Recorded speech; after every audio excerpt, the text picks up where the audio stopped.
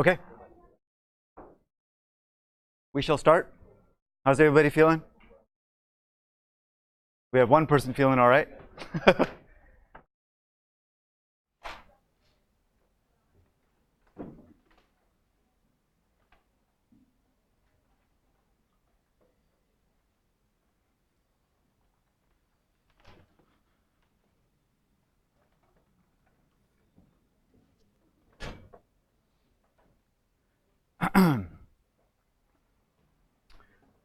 Okay, let's talk.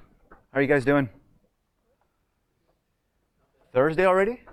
Holy crap, that went by fast? No? I saw someone say no. No. That was not fast. How long were you all here until last night? Was it a long day or was it okay? Long day for some? 8? Oh, good for you. That's awesome. Hopefully it was productive stuff as opposed to like, oh, it's too late, I'm tired, and I'm just wasting time. Okay, that's good. So today we're going to talk about something that's further down the train in terms of understanding asynchronous control flow. It's called promises. And I have a lot to say before we actually get into the technical stuff around promises. So as you know, like, we've gone from a 10-week to a 12-week program. And one of the things I didn't like about the 10-week program, there were a few things, in terms of content, was this, like, we didn't really touch on promises at all. Like, there was a lecture, there's very little content on it. But the truth is that they are, like, quite important.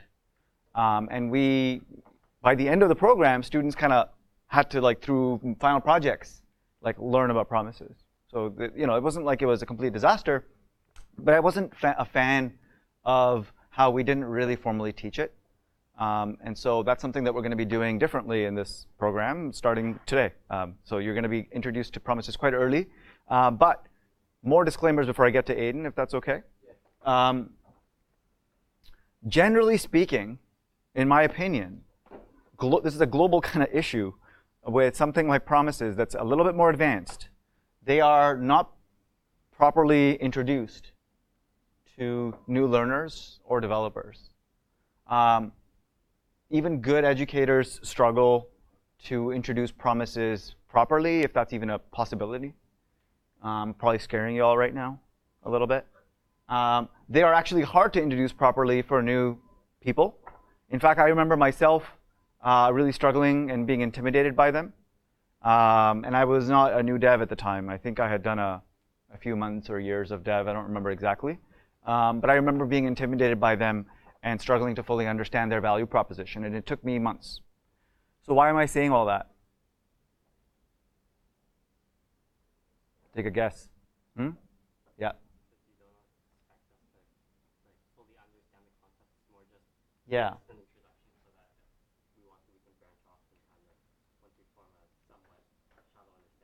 Yeah, exactly. Shallow understanding is a good term. Maybe this heading should be "Don't Panic," with the correct spelling. It is going to take you days, weeks, perhaps months to feel fully comfortable about promises to the point where you'll be able to explain them to someone. They're actually not that complicated. Like, in terms of using them, I think by the end of the lecture and by the end of today, you'll be able to, like, somewhat use promises fairly okay, I think. That's my assumption. And if not, though, don't panic, okay, because it will take some time. The reason that they're a little bit tough is because asynchronous control flow, for one, like, do you guys agree that it's a little bit more, like, noticeably a bigger jump from last week in terms of difficulty, let alone this new topic of promises that's a subset of asynchronous? Yeah. So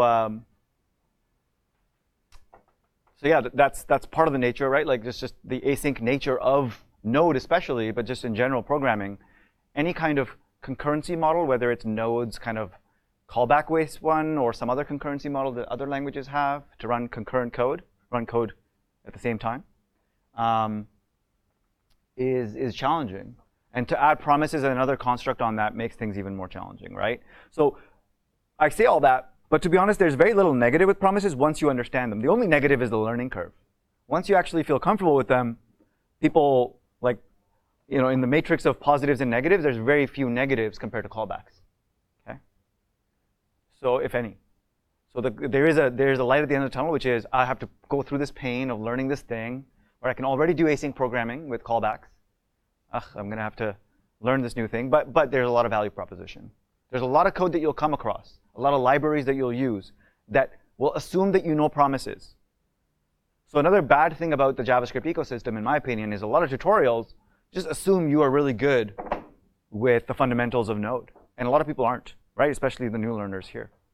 So this is another thing, another reason why I wanted to bring up promises earlier rather than later. Okay? The other disclaimer, the other reason I bring it up, sorry, I'll get to those points, is just go easy on the lecture and me. In terms of if you have advanced questions, I may curb them, because I'm actually going to go very careful. I'm going to tread very carefully in lecture. And it's going to be a lecture that you will need to have even extra attention. You'll need to pay extra attention in this lecture. So I'll do my best, and I expect you to do your best for the next 2 hours. First question was Aiden, or comment?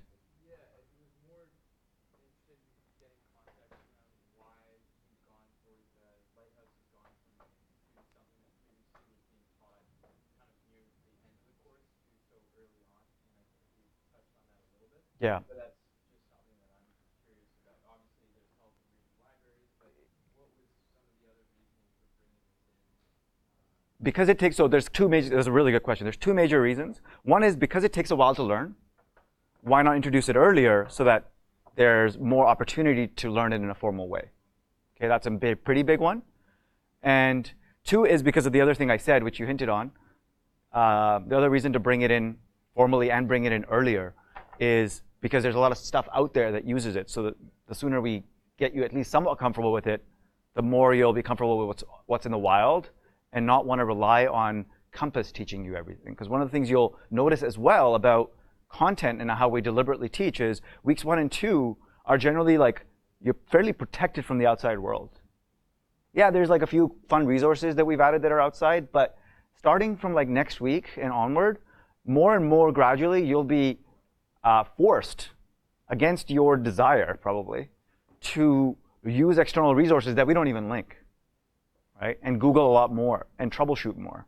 So not just in terms of katas where you have to like figure out problem solving, but in terms of research and like what is a good library to use. Like midterm projects are a great example of this, and final projects as well, but even other more formalized projects during. Right? So with this done, you'll hopefully be a little bit more comfortable, as a hypothesis, by reading other libraries and using other libraries that, let's say, use promises, for example. That's a lot of preamble, but a question from Brian? Yep. Okay, cool. Great, thanks for doing that. All right, so don't panic.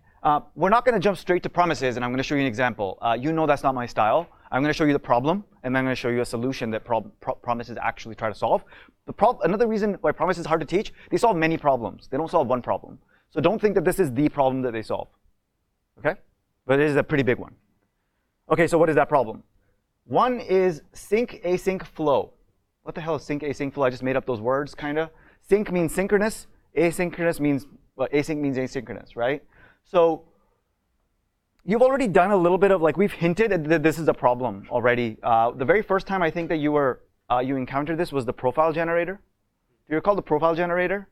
In doing a bunch of like slow tasks that you didn't know when the user was going to input data, so you had to wait. How did you wait? Callbacks. So you waited for input.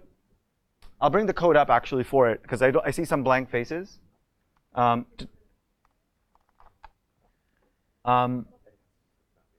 people? I was doing it. I was like, this is atrocious, right? this is like the hell thing they talk about. Yeah. Yeah, exactly.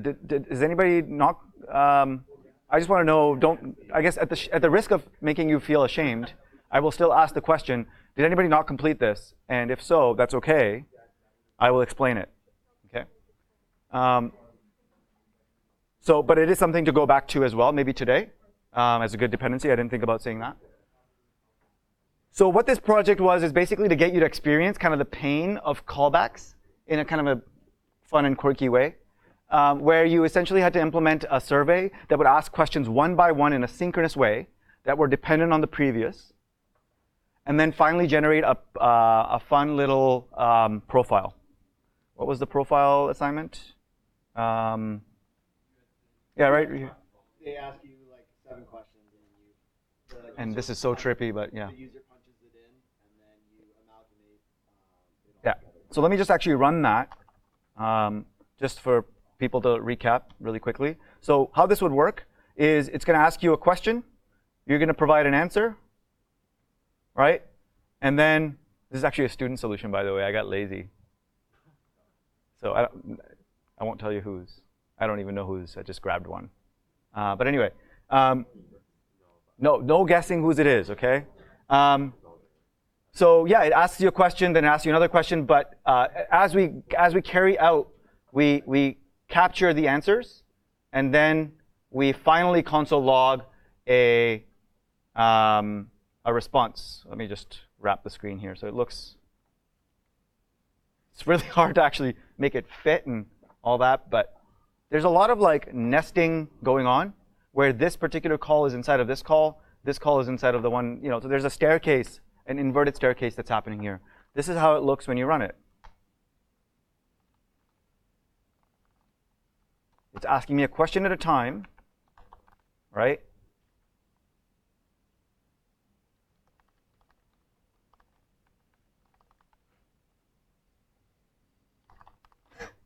That's actually true. This is why I have back problems, right? No sports.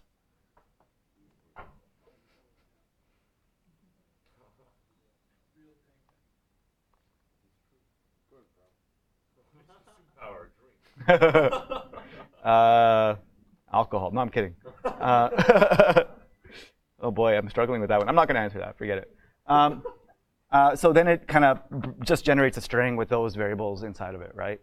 To make something at least somewhat fun. But the idea was to really show you that callbacks have this problem of what's called callback hell, that looks somewhat like that, right? This is an example that I just found online as a screenshot if I just type in callback hell, where you just have callback after callback, and you need all of the data to get to do the final stuff. Does that make sense for those who didn't get a chance to complete it? Nancy, did you get it? Is that okay? So we're actually going to go through this a little bit, and then we're going to kind of redo it. So my agenda, my plan is something a little bit more complicated than what you just saw. We're going to do some file I/O, be good review. And this is what I was thinking. We would go through a folder that has 4 files. And I was kind of like struggling to come up with a creative example, but I finally landed on something that's not funny, unfortunately, but it is cool, which is the Agile Manifesto. So the Agile Manifesto, the short version of it, the introduction, is like 4 sentences. So I created 4 separate files with 4 sentences. There's probably a more real-world example that we could do, but I also want to keep it short and simple. So these are individual sentences that are in separate files in our case, and the sentences are the Agile Manifesto. So for those of you who don't know, in fact, I hadn't really read these. Individuals and interactions over processes and tools, working software over comprehensive documentation, customer collaboration over contract negotiation, responding to change over following a plan. So doesn't really matter. It's not what we're here to learn, but in case you are curious, there is this cool thing to read about that some people agree with, other people don't. Anyway, I'm basically mimicking that we have an article or some long document that is split across multiple pages and it's available on local disk. Okay, so maybe I've previously downloaded a multi-page article and I want to be able to bring it all together as one article, right? So concatenate those pages together, similar to what that exercise was doing by concatenating all the responses from the user into one string. Does that make sense? So how would we go about doing this? It's a good review. Let's actually open up this file and start with that process. So I'm going to do a little bit of EDD or error-driven development, but not too much. Because this is review, I don't want to spend too much time on recapping error-driven development. That's not the goal of this lecture. But my nature is to do error-driven development. So you'll see a little bit of it if that's cool. Is that OK? So I want to be able to run the file 1 callbacks, make sure that runs. And I want to start working with the file system. So I'm going to bring in the FS module and make sure that's all good. I expect that to show me some large object because the FS module has a lot of functions. So far, so good. I want to start reading the files. The files are located here. Let's open them up. So we have P1, part 1, first sentence, part 2, second sentence, third sentence, fourth sentence. Okay. So let's go ahead and open up the first file and just maybe console log it to the screen or something like that, right? So you've done a little bit of file system stuff, I believe, already, right? fs.read file. I could use just read file sync and be lazy about all this and just do it non-synchronously. But that's not the point that we're trying to make here, and that's not really going to help us with our exercise. And it's very rare that you want to use something like that. There are use cases where you just want to be lazy and do it with a blocking call where the next line of code will not execute until that large file is completely read, which makes your process slow. But even that statement of makes your process slow is actually arguable. It really depends on context. Okay? So we're going to assume that our context is that we cannot afford to do this because our server would get bogged down and not be able to handle lots of users or something like that. Right? It's a performance issue. And so we want to do that task asynchronously by using the default read file function, which hopefully I don't need to look up the documentation for. You've kind of seen it before, right? Yeah, OK. So we're going to go ahead and read the file, data p1.txt. It's a text file, so UTF-8. And what is the last argument? The most important, one could argue? The callback, because this is not going to return the data. In fact, let's take a look at what it returns. What does it return, actually?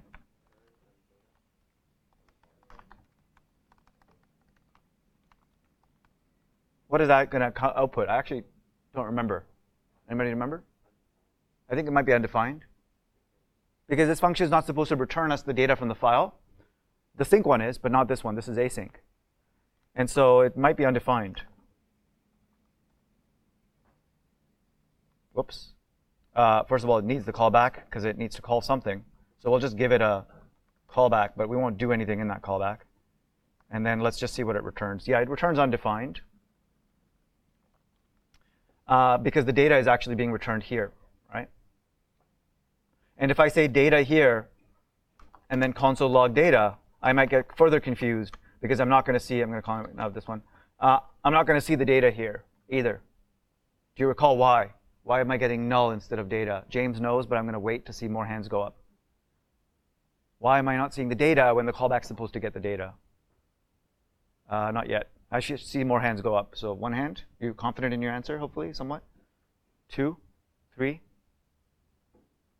It's a little bit of a like jog your memory, so it's OK. Don't feel embarrassed if you don't remember. Do you want to, since you were first? Yeah, can you throw the code back up?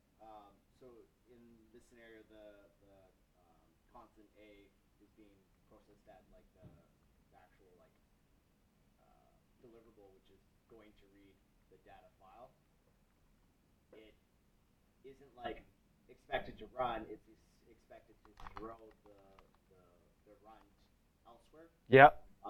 Throw the run elsewhere. So that's the callback. That's supposed to. So it doesn't have anything on its stack to run. So once it finishes throwing that, like its run function is to throw that somewhere else to deal with it. And then once it finishes, it goes on to nothing. Yeah, There's exactly. nothing on its stack. Exactly. And it can't pull anything back from the stack. Right. So that's explaining line 7. But my question was actually about line 4, but I'm glad you answered it. Well, 4 can't run because 4 is inside of the callback. It should actually have the data. 4 is in a callback. We were told by the documentation that the callback is where the data comes in, but I've deliberately made a mistake with the callback. So you're right about what you're saying applies to this one here, which is this immediately returns, and it returns undefined because it doesn't have anything to give us. And that's why we see undefined at this line. We should not see undefined here because the whole point of the callback is once you're done with your operation, please call this with the data that you read from the file. So why am I still not having the data? I made a deliberate mistake with the callback. It's a little bit of a digression, but I wanted to make it anyway because I can see people making that mistake. Yeah. I think it's like in a callback, there should be like 2 parameters. The first one should be arrow. Exactly. The second one should This is exactly the convention in Node, just so that we don't forget about dealing with errors, to make us just deliberately think about errors, is to have the error first. Right. Yep, Ralph. Testing. Well, if you don't include error as the first argument, then your data becomes the error, and that's why you're seeing null. Because you can call it whatever you want. We just called it the wrong thing, which is data. It's actually the error object, which is undefined null because there is no error in this particular case. So what is the finding that the first one's going to be error and the second one's going to be data? Correct. That is almost always the case. You're asking why? Yeah. I'll repeat myself, but maybe in a different way.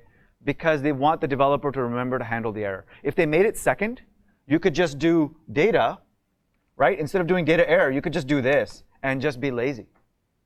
Because in JavaScript, you don't have to accept all the arguments in a function that are actually being sent. You can ignore them, but only like left to right. So I'm ignoring error because it's second. They don't want you to do that. They put it first. Does that better answer your question? Okay.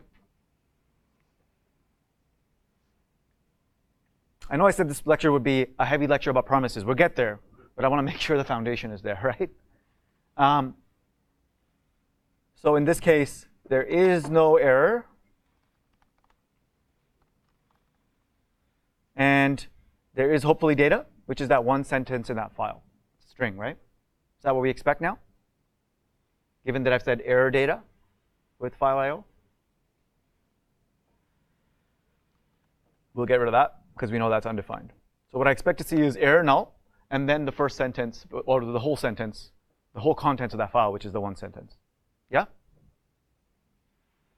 Great. Now I need to actually, first of all, this const a is useless, right? So we don't need that. Now I need to actually go and read all the files in order, in synchronous fashion, right? Not together. So how would I go ahead and do that? What do I do next to read file P2? Could I do this? And by the way, I'm gonna be, yeah, actually I'll leave that last part. So can I do this? And if not, why not? I see a hand go up. I see another hand go up. James went last time, so maybe, no, I want to see a third. Somebody else. Yeah, Brian? This should run. It should run. It's runnable for sure. But is this what I should do? And if not, why not? And I guess maybe you're not sure about that latter part? Okay. But you're right that it will run, and it will give us the second file. We can actually see, and it will actually be probably in order. I believe that's the second one. Oh, no, wait. The second one's coming out first. Yeah, it's point in case. You can see that I actually got them out of order. I didn't know that would happen. That's actually cool, because it proves my point, which is we want them in order. We want them in the order that we saw them in the website, which is the order of the files, which is individual. So IWCR is what I want. IW. I got it backward, right? IWCR. I saw some hands go up. Anybody want to explain why this is not towards our solution? I kind of hinted at it when I showed you the survey example. Yep. Remember your name again? Is it Grayson? Yeah. Okay. Of course. Sorry about that. The reason why is because those two functions, the fs.read file and the other fs.read file, they never will be able to sync up because of the fact that when either of them is run, it waits for that full stack to finish before executing either one, so you can't really return values between them. So even if you wanted to do an order by like setting a timeout to 0 for the second one to send it into it so that it's after in the queue, it wouldn't really work. It wouldn't be guaranteed to work. It may work. I maybe have to set a timeout for like a second from now just to be extra safe or something. But it's very hacky feeling, right? To set timeouts to deal with that delay. I would argue you can actually. And let me show you. So I would have remember scope in JavaScript is very easy, right? You could just have things on the outside and then just use them on the inside, right? So I could just do let some final document. Let's call it final document. I can make it a string, but just to keep it even simpler or whatever, just to make it an array, and then I'll join the array at the end. I'll get to you in a second if that's okay. And so I could actually do final doc.push and push in this data, and then for this one do the same thing. And then when I guess I can't console log final doc here, because what will that be? If I console log final doc here, it would be an empty array. Right? Is that what you were going to say? It'd be an empty array. Because remember that these immediately return, and so this will be unchanged. Final doc will still be an empty array. Right? Let's just confirm that. And it'll actually be the first thing that outputs, because the other stuff hasn't finished yet. Now, there was a question from James, I think? Not a question. Oh, comment? Well, like, can I explain what's going on? You could try, yeah. Okay, so the process goes fs read file, first one, it throws it off to be executed once the file is read. Goes to fs read file, the second file, throws it off to be read. Completes console log, which is empty because nothing's been returned. Whatever one of these two things has Finishes been first. completed first gets put into the pre-stack to be thrown on once console log is finished. We can't guarantee that data 1 is going to be read quicker than data 2. You could even put a timer on data 2, but you can't guarantee how long that is. Like, what happens if we make data 1 really large? insanely long? Yeah. So there's no guarantee, there's no limiting factor other than making an Approximation, time yeah. or having it dependent on data 1's completion. Really good answer. Really good explanation. I see a confused look. Yeah. So maybe I'll diagram this a little. Just wondering, like, in this case, what, like, going through the order more, like, I thought it was a good explanation, James, but, yeah, like, isn't it, the callback, won't that ensure that it won't push until it has data? Correct. That is also correct. Order of the array, which might be screwed up. Yeah, remember that our goal is to get what was it, IW, whatever, like that sentence in order, those sentences. So the first element and second element might be Out of order. switched. Exactly. That's his whole point. Okay. That's his whole point. Yeah. Okay. Yeah. Question about, so once you push these two off the run file and so on and the stack elsewhere, do they run simultaneously or do they run sequentially? I'm going to need to curb that. You can Google libuv, which is a library that's used, and it's actually, Node is actually multi-threaded, but you'll find articles saying that it's single-threaded. So there's a single-threaded main loop, and then there are multi-threaded helpers. Yeah. But ignore that all. Any other? Don't Google it now. Just put it in your libuv.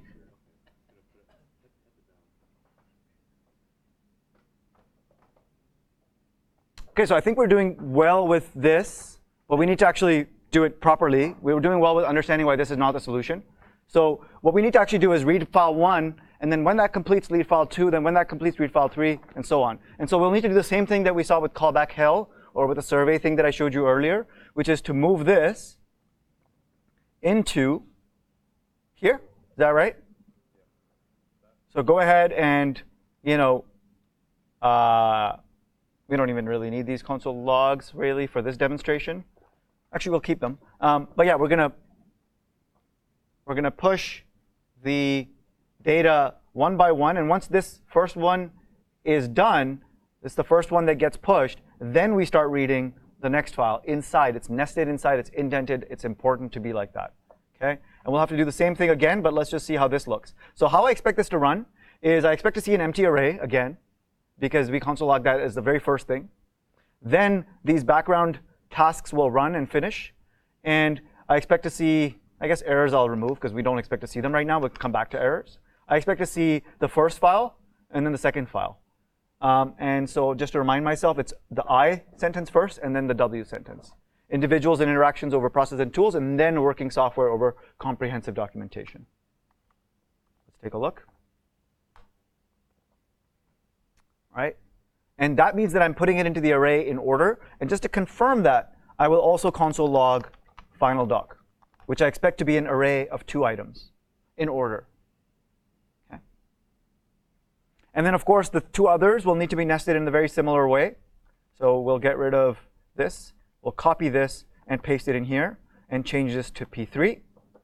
And then we'll do the same thing again nested as a stairwell or waterfall or whatever you want to call it, callback hell, inverted tree. What did MPJ call it? The inverted Christmas tree of doom or something like that? No, did you not come across that yet? Is that today maybe? I forget. Anyway.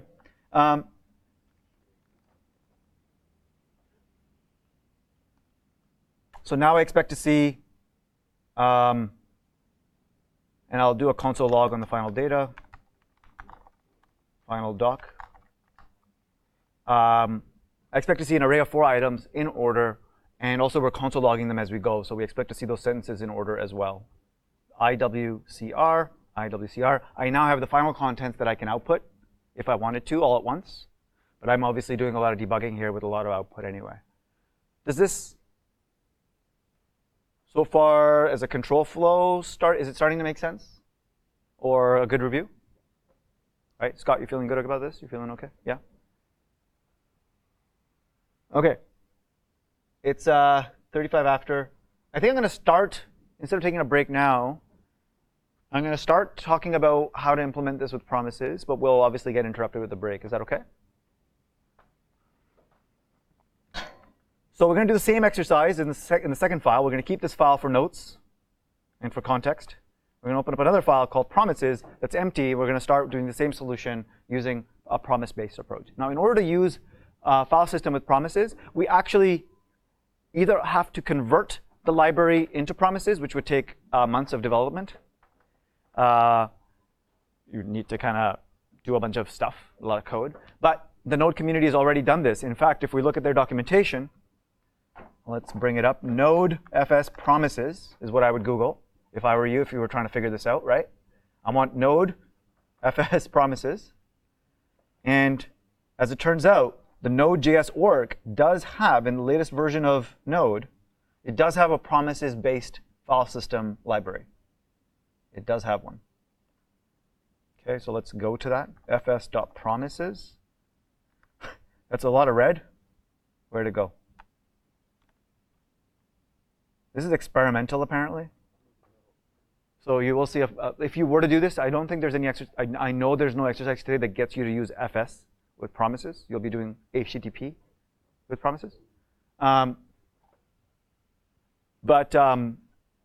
why I didn't do it that way, because I wanted to do something different than what you're going to be doing in class, right?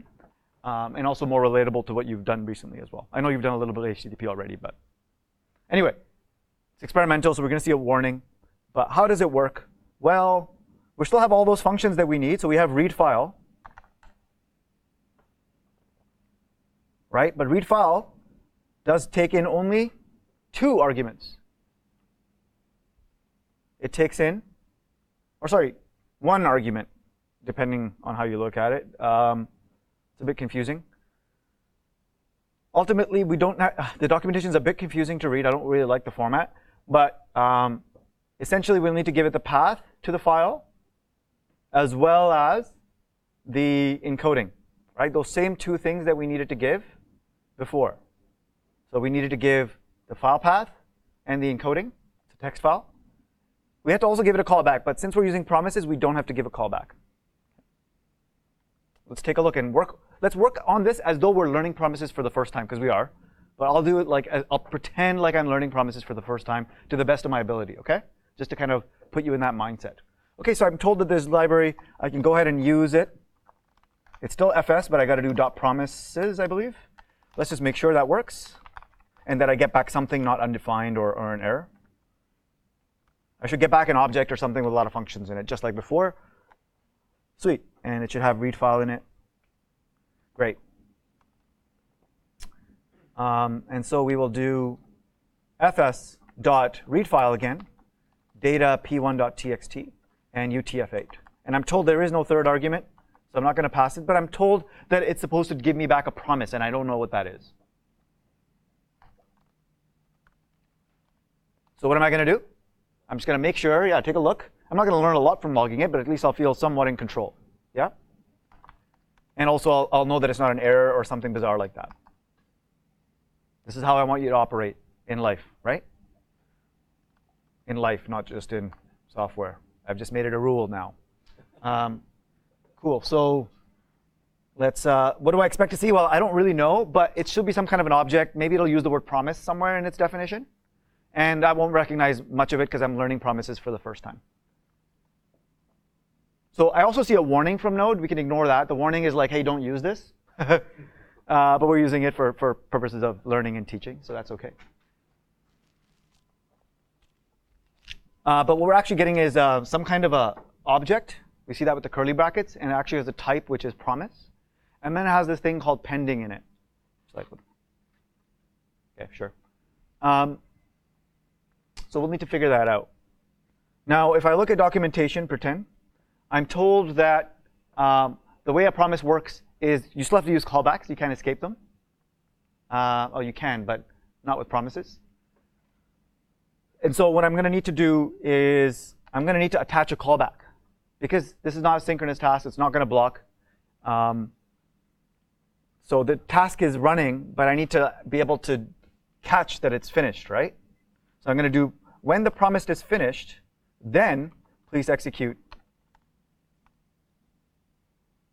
this callback. Do you see that I gave it a callback function using an arrow function again? Scott, Ralph, you feel OK? But yeah? Saw some blank looks over there. You guys feeling OK about this so far? Dot then. Dot then is just the word that they chose for the standard of what promises need to be supporting so that we can attach a callback to them. Do this and then run this callback for me, please. That's how they kind of thought about it. How does it know that the callback, I guess that's just promise. Yeah, the promise object supports a then function. So in order for it to be a valid promise, it must support a property called then, which must be a function that takes in a callback, and then it will do the thing that it needs to. Because of that, that's how we're able to essentially circumvent a bit of the documentation where we wouldn't require that callback as third. Exactly. That's why we don't have a third argument here, because we need to, it knows that in this particular case, the argument's going to be provided as a separate function call with then. I saw another hand go up. Yep. Oh, I was just wondering, because normally the recal returns error than data. Yeah. I was hoping somebody would ask that. Well, maybe not hoping. We'll defer that conversation. There is, yeah, this will actually work with data. Let's just confirm, OK? So it's console log. I'm not only just going to console log here, but in good studious fashion, I'm also going to console log here, right?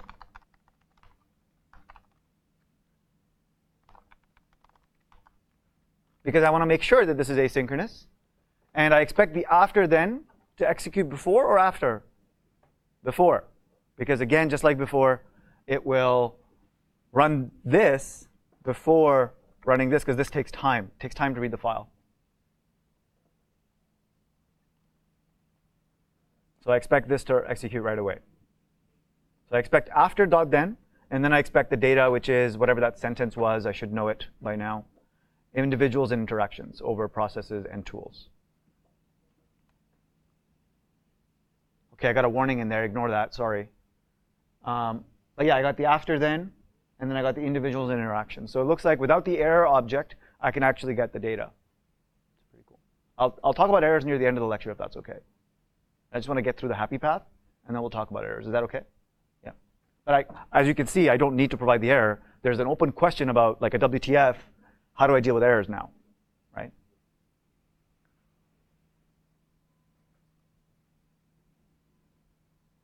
You guys feeling OK in terms of my speed and approach so far?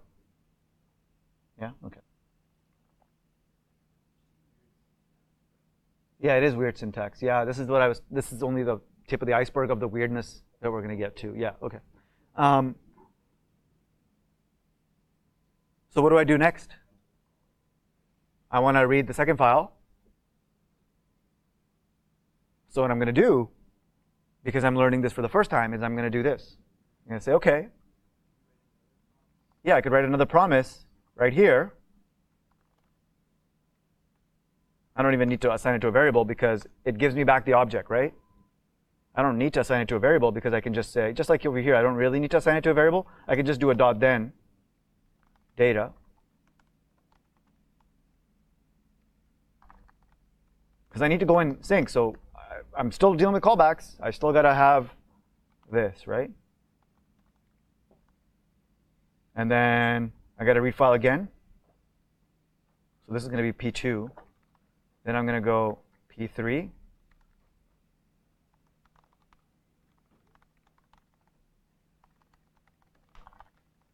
and then I'm going to go P4. And of course, I could be concatenating to an array, just like I did before. I'm just being lazy about that right now.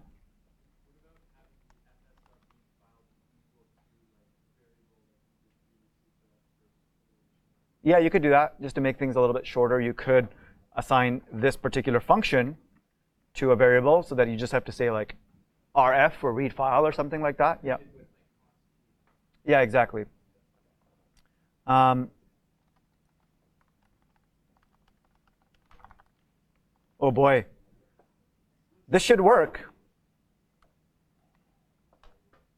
I got my IWCR sentences back in order, which means I could attach them to an array in order as well.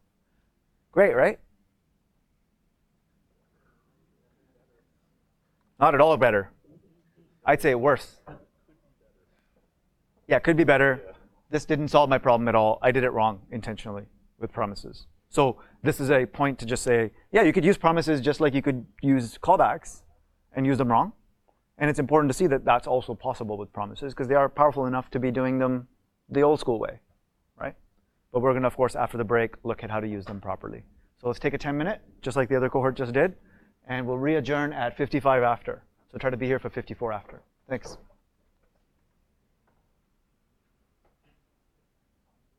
I'll leave the code up as well if you want to look at it. Yeah. This starts to give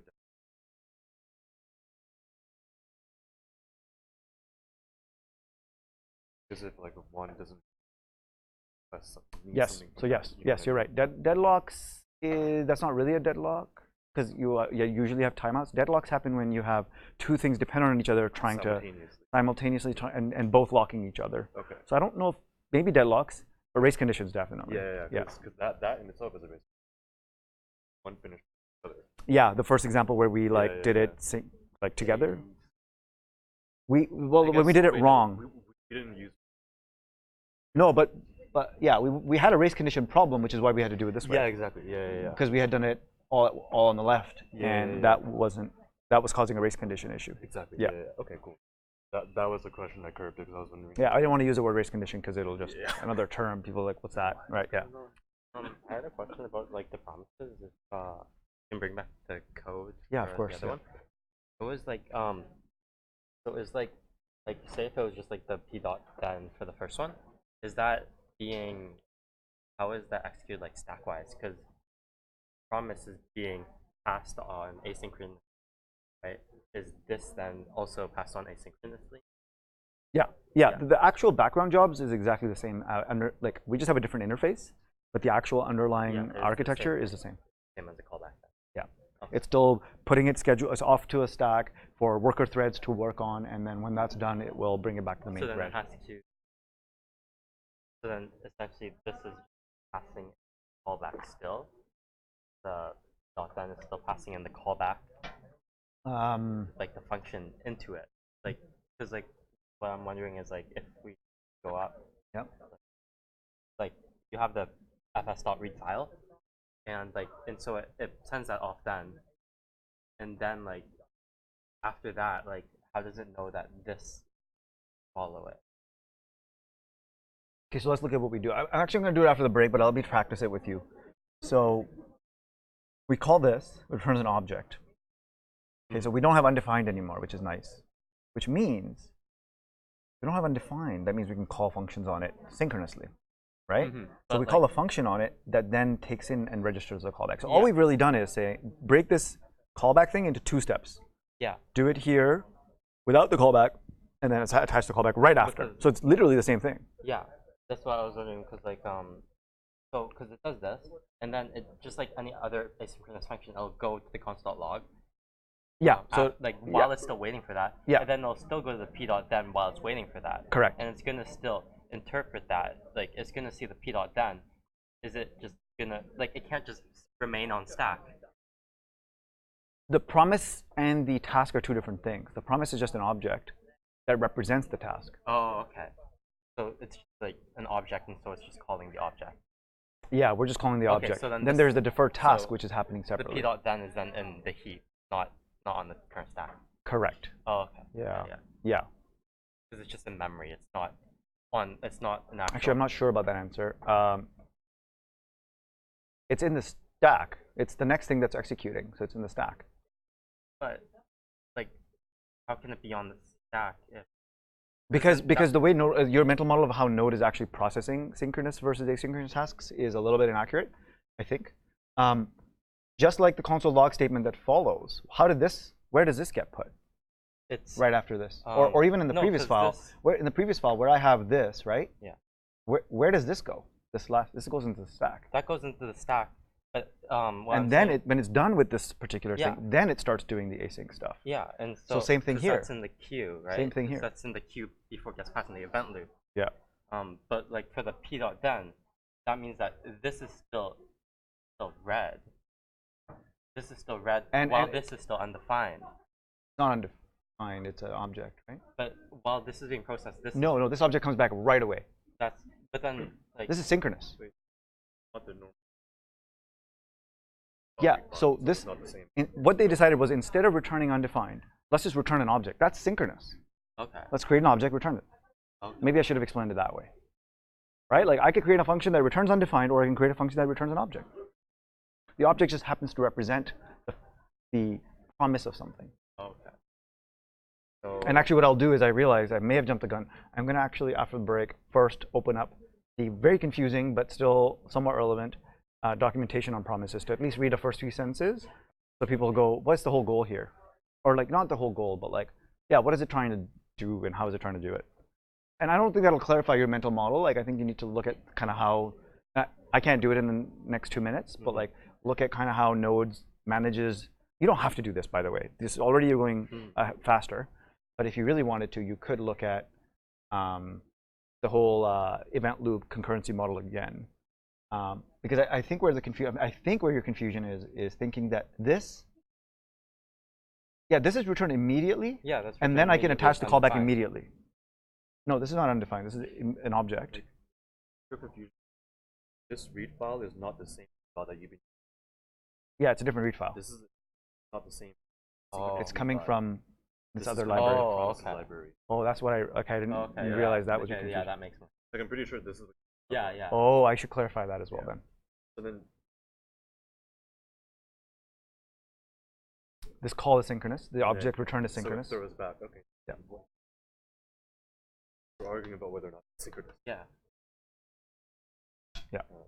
Yeah, It's synchronous, but it has created an async task. Yeah. Yeah. That makes sense. Sorry about not explaining that well. No, that's the problem. Sync it.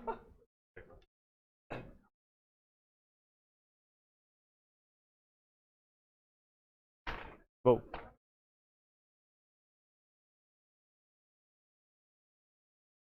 Two-minute warning.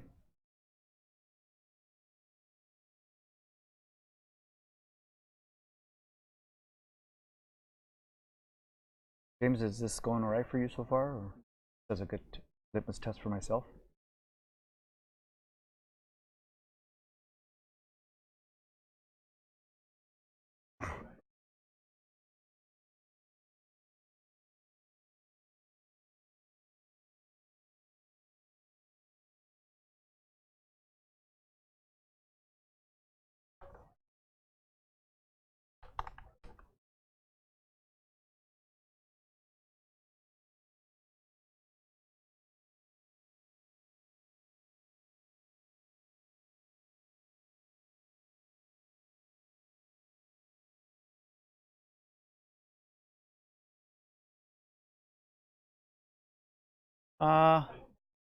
Yeah.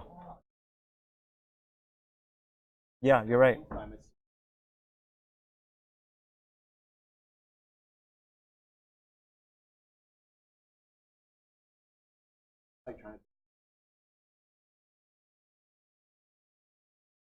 It's still using the same. It's using the same kind of underlying technology, but what it is doing is taking that.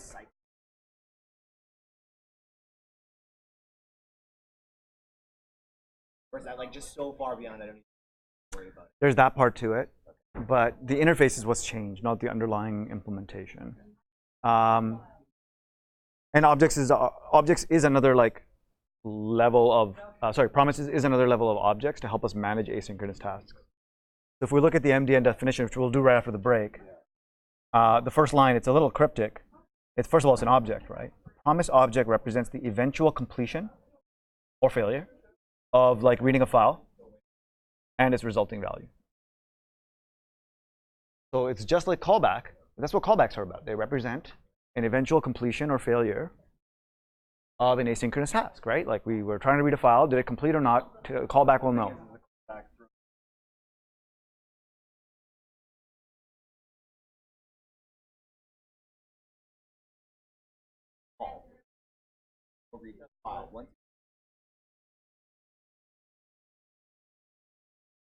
Right when promises theoretically have function is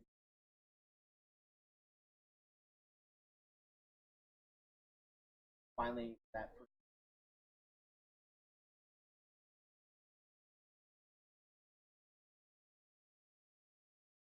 had like a bunch. Like the queue hasn't. The way you're describing it is confusing because it's confusing to talk about. Yeah. So I don't fully understand the mental model that you're trying to explain. Yeah, I'll draw it later. Okay. Maybe you'll answer it. Okay. If not, I'll try.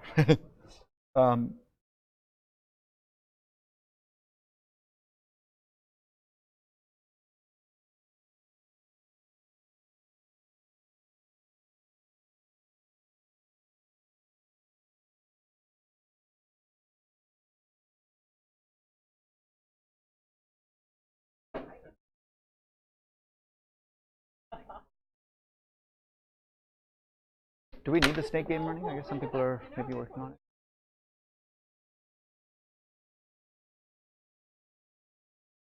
All right, it's 56 after, so we should resume. We're already a minute over, and we're missing a couple people. Shall we get back to our desks and all that?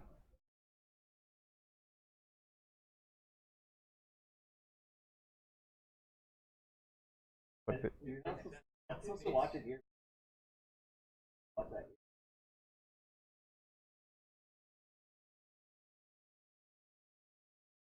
Now I'm really curious.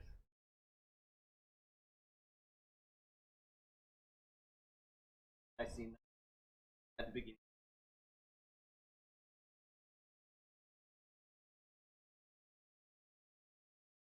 Now I'm even more curious. But I think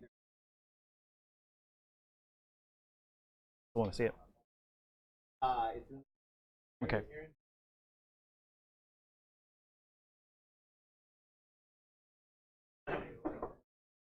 Also remember that I hear students say stuff like, oh, this video that I watched or this content that I consumed made it finally click.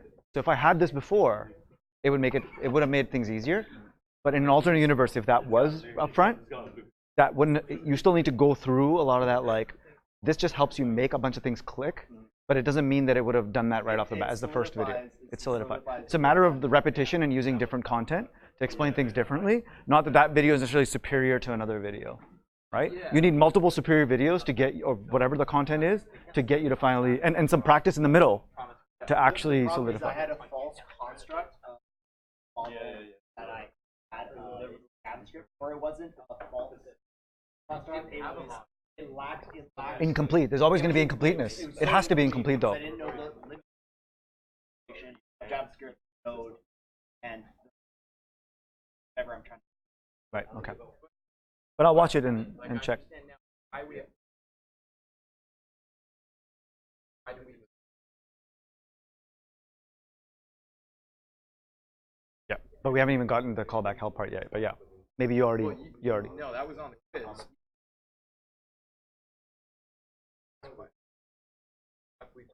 We also talked about. But I haven't talked about how we're escaping callback hell just yet. At least not in lecture. Sorry, I thought you meant like have exposure to callback. In theory, but I haven't shown you how yet. But just so you know, it was on. Okay, I'll take a look at that. Yeah, ages ago. sure. That might be a mistake. Okay. Yeah. Yeah.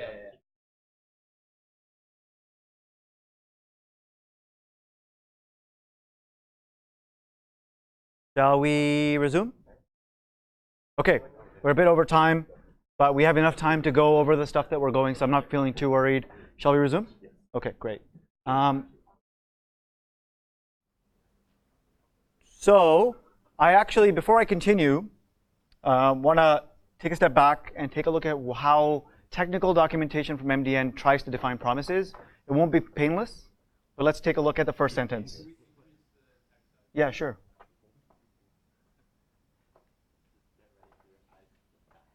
The promise object, so object is an important word there as well, represents the eventual completion or failure of an asynchronous operation and its resulting value. The promise object represents the eventual completion. Something will eventually complete. We have an object that represents that. And of course, the value that we care about once that thing completes. Without that, it's kind of useless, right? I want to know what the data in the file is, right? Or if it failed to read.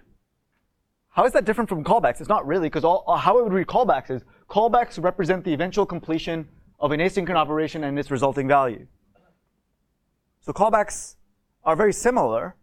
The difference is that we get back an object right away that encapsulates and contains, as we can attach a callback in that object. So all we've really done is saying, instead of returning undefined with the read file before, we'll just return an object. And then on that object, you can attach the callback. And it's this like weird little, small little switch of how we work with callbacks using promises that allows all these benefits that we have yet to see. Okay? So you have to kind of take my word that that's better, or our word that that's better.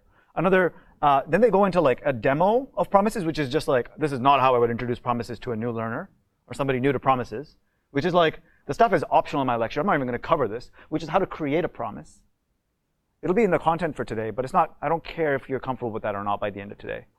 Right away, it goes into creating a promise. I'm not doing that, okay? So I wouldn't suggest you look at that yet, but then it also consumes a promise.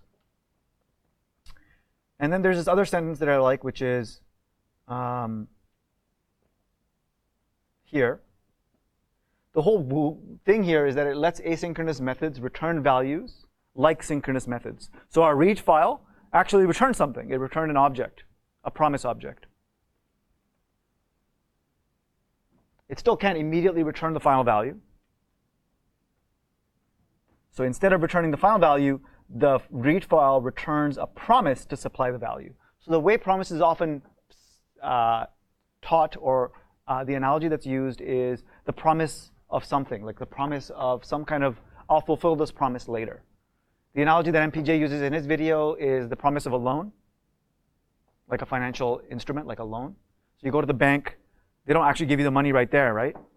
When you ask for a loan, for those of you who have, they give you a document that says, we promise to give you this money based on everything, all the due diligence that we've done. And then you can take that document and actually use it for some stuff that's valuable, right? How do you use it? You could go and actually start looking at homes or whatever that may be and actually make a purchase without actually having the money at that point, right? So it's not a full, complete analogy, but it's kind of giving you a little bit of that mental model of like, there's something that's deferred, but I have something on paper that's telling me that it will complete. Or it may fail, but I at least have some kind of a result in the end. Does that make sense?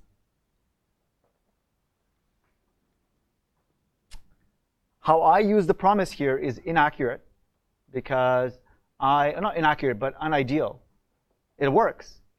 But what happens is that I still have this waterfall or callback hell, as it's called, where I have to nest these callbacks because ultimately I have callbacks. So by itself, just returning an object, as we see here, allowing me to attach a then with a callback, doesn't actually by itself solve the callback hell problem. Promises have other attributes that let us go further and actually solve this problem, as we'll see. Before I go there, a thing that was confused, someone was confused, I think it was you, Grayson? Was, I need to clarify this. Grayson had a lot of questions during the break, and it turns out that what I needed to clarify was we're not using the same read file function, right? Like it just happens to have the same name. It's read file with promises. As you can see, I got a different object out of the library that happens to have the same functions, the same function names, but different functions, different code. Okay? So this is read file with promises, with a promise. That's how you can That's how you can. No, it's just how FS is decided to do it. No. In fact, your assignment for today has you know how you used request yesterday? A little bit at the end, if you haven't yet. You'll use request for HTTP.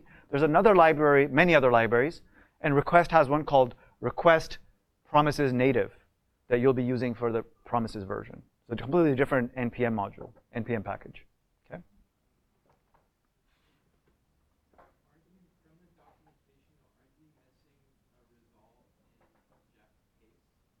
No. So Aiden's question is, where is this reject resolve stuff? That's when you're creating a promise. What I'm doing, another clarification, I'm consuming promises. I have not shown you how to create promises. That's a different part of the learning that I feel should be deferred to a little bit later. First, let's understand their value by using them. Then let's actually be able to create them. To be honest, that's how you learn functions. Did you learn functions by first creating a function or using functions? Most likely, you use something like console log before you actually defined your first function. That was a function call before you said, OK, let me define a function. I'm trying to do the same thing here. I'm trying to use the consumption side first, then we'll work on creation. Is that OK? And in fact, in my agenda, I don't really mind if I don't get to, depending on number of questions and all that. I put that as a stretch or a maybe, which is to create promises. Okay? I don't mind if this lecture doesn't get to that. That's less important for today. So here we are revisiting the same file I/O problem, but we haven't really solved it the way we want, which is to not have this staircase or callback hell. So how the hell is that going to work? Well,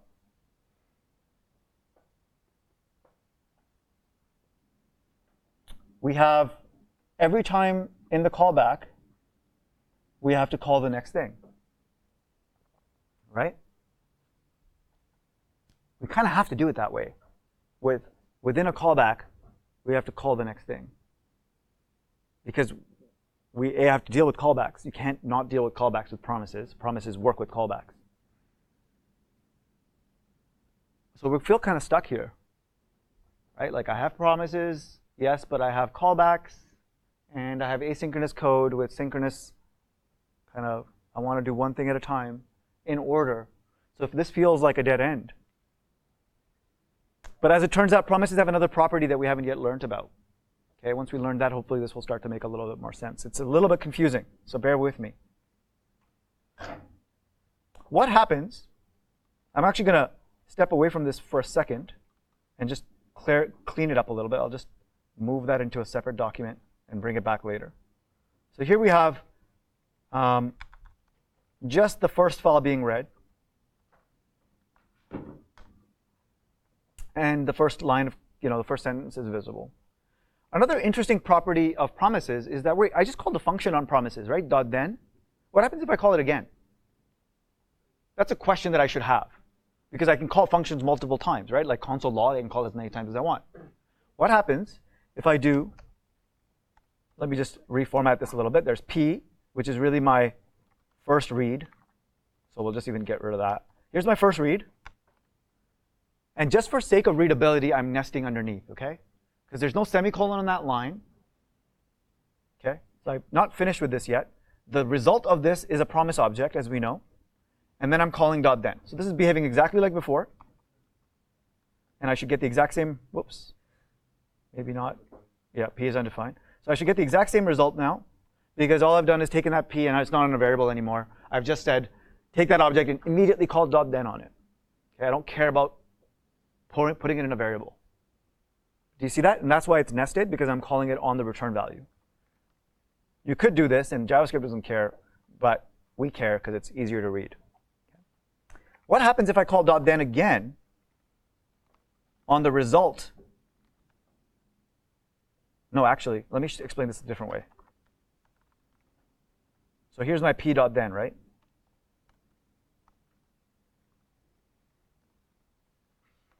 Still works. What happens if I console log the result of .then?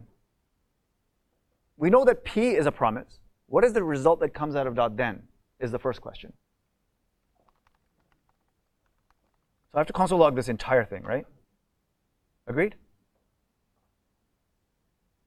It's a little bit confusing to read, but like I wrapped the whole thing in console log because I want to see what the whole .then, the final thing that we do there, what is that result? And what do you think that will be? Does anybody want to take a guess? James?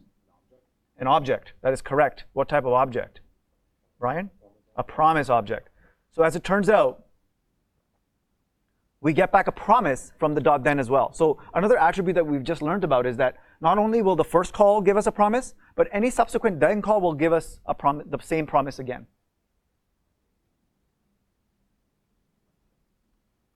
So what that means is I can chain additional then calls because I'm getting back the same object over and over.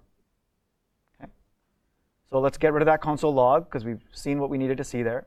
And that means that if this is an object, which is a promise, and we know promises support then, that means that we can call another then on it.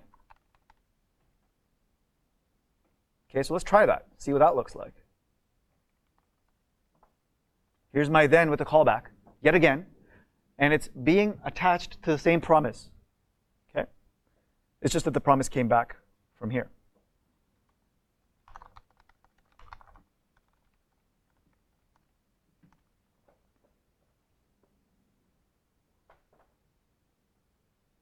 We don't know what this will do.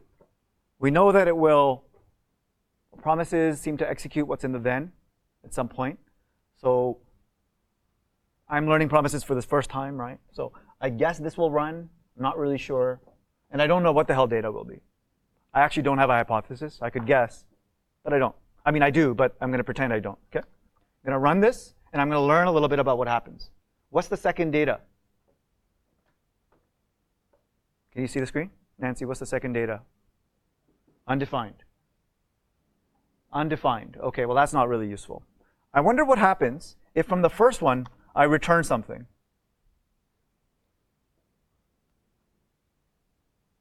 I wonder what happens if on the first one I return something.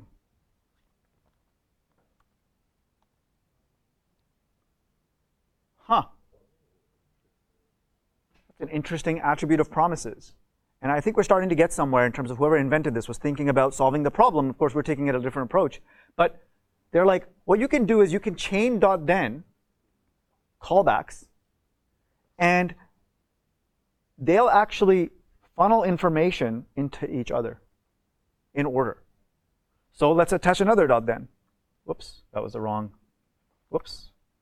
So that means that if this returns a string,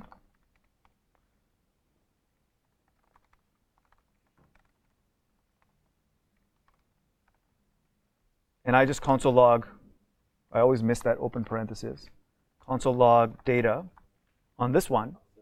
Whoops, semicolon there. That's a big gotcha, by the way. My editor warns me, but yours might not. I've ended, this is all one line, right? I just happen to nest it so that it's easy to read. So I can't terminate it with a semicolon. I can only terminate it at the very end with a semicolon. This is a pretty big gotcha. Something to write down in your notes. Careful with the semicolon when you're nesting .then. Okay? Only the last one should have the semicolon. And what I'm going to get is now, since this one returns hello, this one will console log hello. And so on and so forth. We're starting to get somewhere now, but we're not fully there yet. That's an interesting attribute. Let's write it down. So promises are objects. We'll write it down in our markdown file, if that's okay. Promises are objects that are returned immediately. They start as, what was it, pending? We saw that in the console log when we, right? And we can call .then on a promise.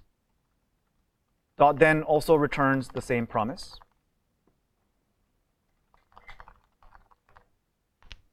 The .then takes a callback. And the whole callback, of course, is about when this completes, please run the callback.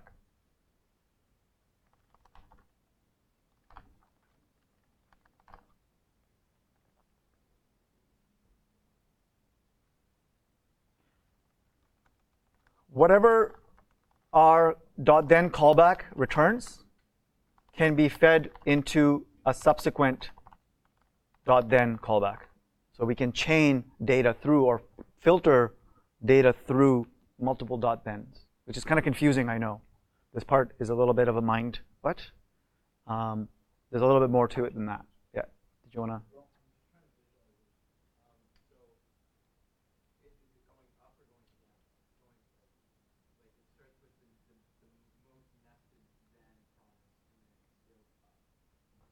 They're actually not nested, right? Your question said the most nested, but there's an inaccuracy in that. Notice that I don't have a waterfall anymore. At least in terms of how I'm indenting. I'm calling .then synchronously.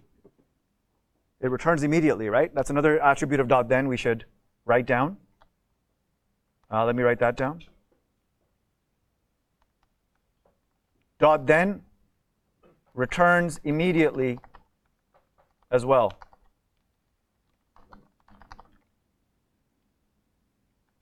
Right? And what does it return? It returns the same promise, just like the initial call. So we can kind of synchronously attach multiple callbacks. What we're allowed to do, what's interesting here, just to take a step back, instead of passing the callback in the first time, like we did the old way, we are allowed the ability to pass multiple callbacks, as many as we want, because we get back an object, and the object has a function to attach a callback, right? Otherwise, we need to pass all the callbacks in all in the very first time in the read file. And instead, it's like, you know what, don't pass any callbacks in. Here's an object called a promise. You can attach as many callbacks as you want in order using .then. That's what they've deferred the ability for you to attach callbacks to the task. Am I losing people? Some people not so much. Well, bear with me a little bit because we're going to get somewhere.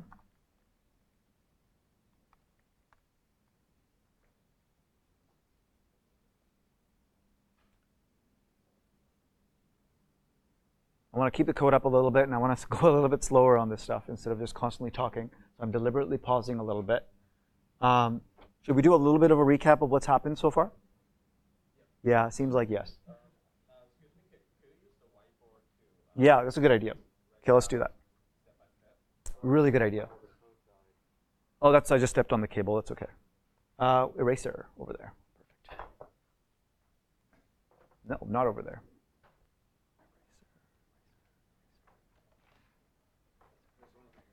Perfect. Thank you.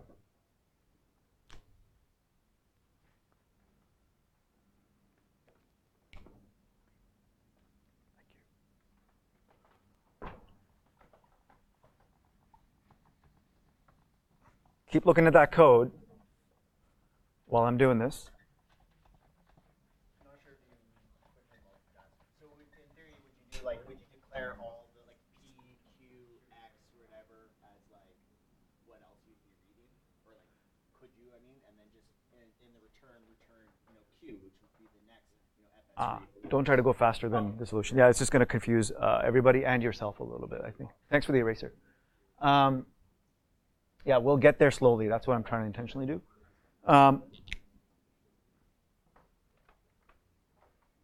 So I'm going to use short letters to describe the functions that we're calling. So RF for read file, okay? So we call RF. Actually, let me switch the camera angle here.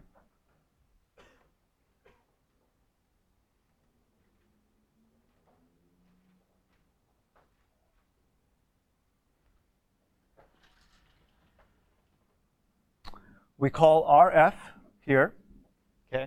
And what does RF do? It immediately gives us back a promise object. Okay, synchronous, immediate.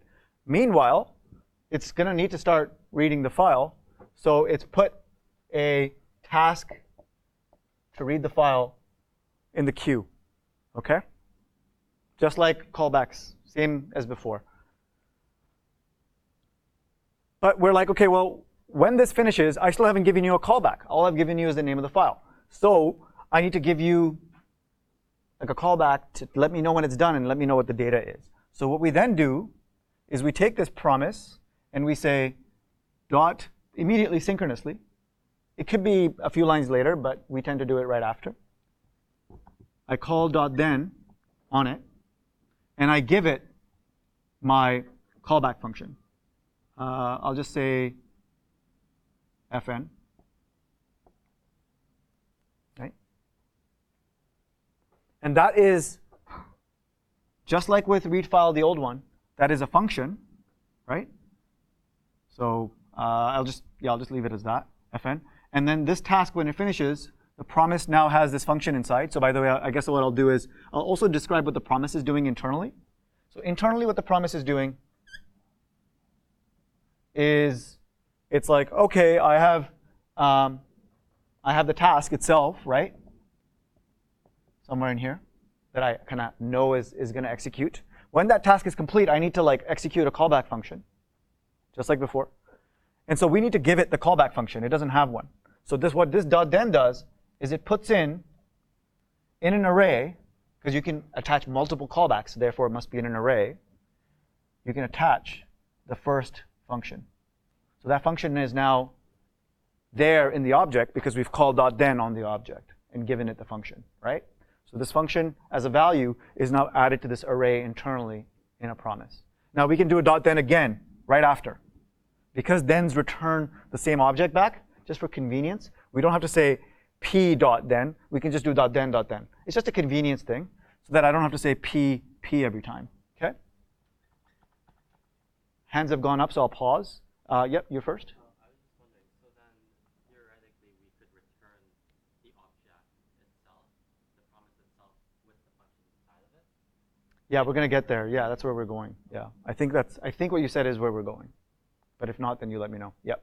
Yeah, instead of talking about general, is that possible to use like this example, like that not functions, but what you're doing in this example? Yeah, I'm kind of using this. Oh, are you saying to go? Like that, what kind of things that returning or what is it doing in this function? Oh, okay. So yeah, that's a good point. So this is read file, right? You're saying why don't you? What kind of things reading from file? That I think it's like easier to understand. Yeah. So I'll use my example a little bit more deliberately here. So read file is being given the name of the file, right? So read file, and then we say, here's the file, p1.txt, right? And then we say, it's a string, so we give it a UTF-8, right? And that's what gives us back returns a promise that we attach to p over there, right? So we get that promise object. It's an object. And we've blown that object up a little bit more here on this side here, right? Is this visible for you, James? Yeah. And so we can do another .then. Can I show you what I was going to go to next, or do you have more? Anybody have more questions? No? Is this helpful so far? Yeah. Okay. So another .then can be added as many times as you want, and we can give it another function. Let's call that fn2. Just for sake of symbolically seeing a different function in our minds. And what that will do is it will add, again, another function to the array. Synchronously, all happening synchronously. This hasn't even run yet, one could argue, okay, in our models. Whether it has or not is not important. And we can keep doing this, and we can keep adding to this array. What do you think the callback will do once the task completes? Oh, sorry, what do you think the promise will do once the task completes? It has to trigger the callback, but we have multiple callbacks in an array. It'll loop through the array, and it will call the callbacks one at a time in order.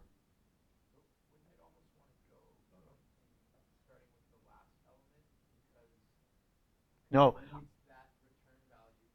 No. Our first function, data, this first function here, is the function that's in the first in the array, second in the array, third in the array. Notice that we get 5. Hello. They're not nested. Just like if they were nested, we'd be creating multiple promises like we did in the previous solution. I'm working with one promise. That's the other part here that's confusing. Yeah. I was just wondering, so the functions are in an array, and that iterates through that array. How does it then pass the return statement of each function to the next function? That's a really good question, and it's a little bit more into the implementation of a promise. So I don't want to go too deep. But as you can imagine, it's executing this function, right? What that function returns, it can decide to put into this function, since it's doing this synchronously. Once this completes, it's doing this synchronously. So it goes, OK, task is complete. I need to do a for function of functions. And then it does, let me get the value of this, store it. Once I run it, let me get the value of that, store it, and so on and so on. This is not how I learned promises. So this is getting a little bit into the intricacies of how they work internally to help some of you who need to understand that, but some don't. Like I didn't need to understand this to be able to use promises, but some people do. It's totally fair. Yeah. So we saw that in the first, if we were to do the first, if you log out the first then without any of the attaching ones, we saw that it was a, if you just log out P, you saw that it was a pending promise. If you then log out P dot then, That's a good question. Yeah, I'm going to interrupt you because you actually brought up a really good point, which is what happens if we just console log P in here? That would kind of answer your question as well. Like, what's the status of P inside? I forgot to do this step, actually. Would have been a nice step. Because now that the callback has been triggered, initially we saw, let's console log it before. Like, what does P look like right away, right? And then, what does P look like after? After the callback is executed. Just the very first one. We don't even need the other ones for this demonstration. So what happens here? Let's run this. We'll see that the first, its promise is pending. The second, I mean, the output is a little bit confusing, but it's no longer pending. Can we agree? The way a promise works is it actually goes from, always starts with a pending state, and then it will either be fulfilled, I have the data, or rejected. It will never be able to go from here, from fulfilled, back. It's unidirectional. There's really one state change that happens here.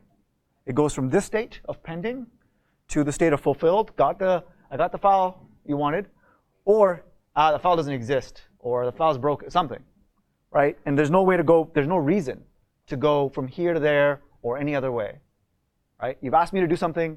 Can I do it or not?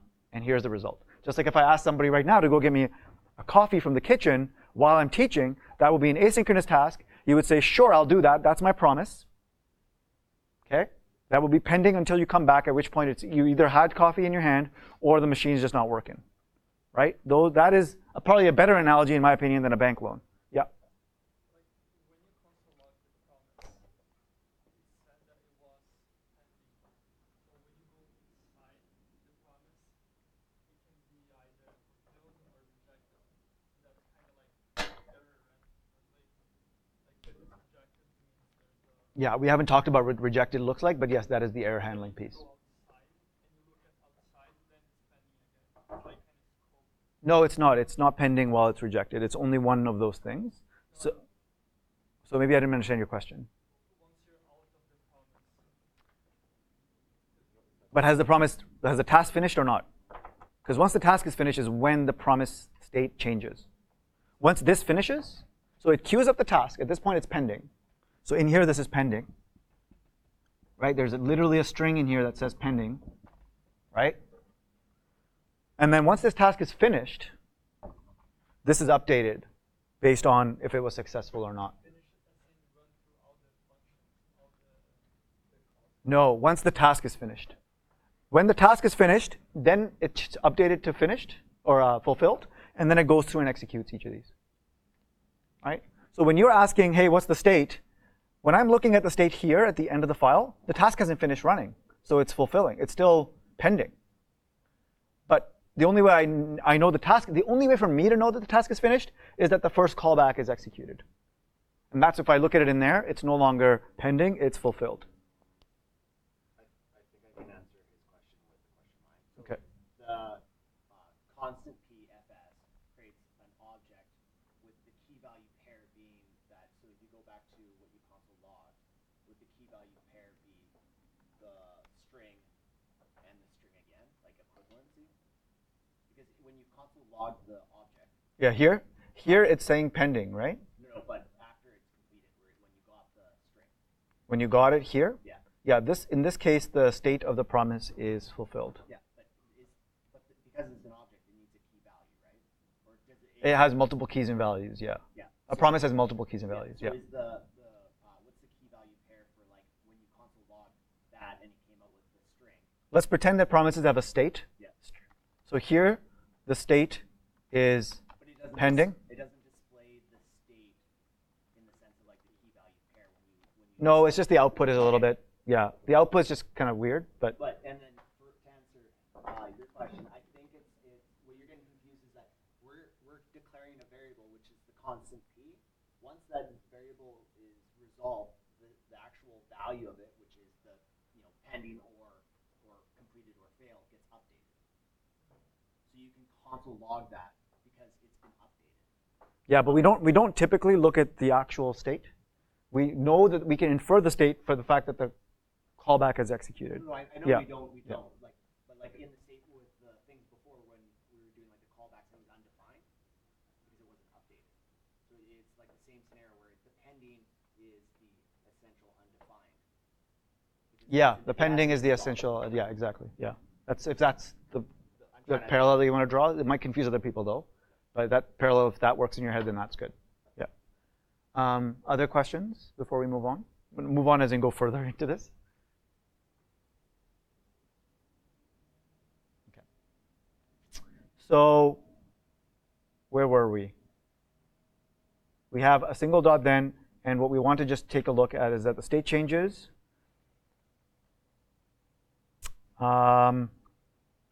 So very first time, it's pending. In the callback, it's no longer pending, right? And we have our data. And we see our data output here as the string that we saw. Right? Maybe just do this. Read that better. Right, we get our data here. But we still need to solve our problem. Our problem is we want to actually not have a callback hell, and we want to be able to read those files in order.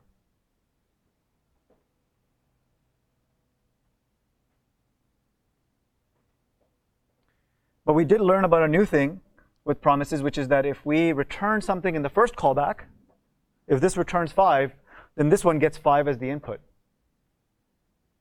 So if this returns something else, whatever it returns goes into the input of the other one, and so on. What happens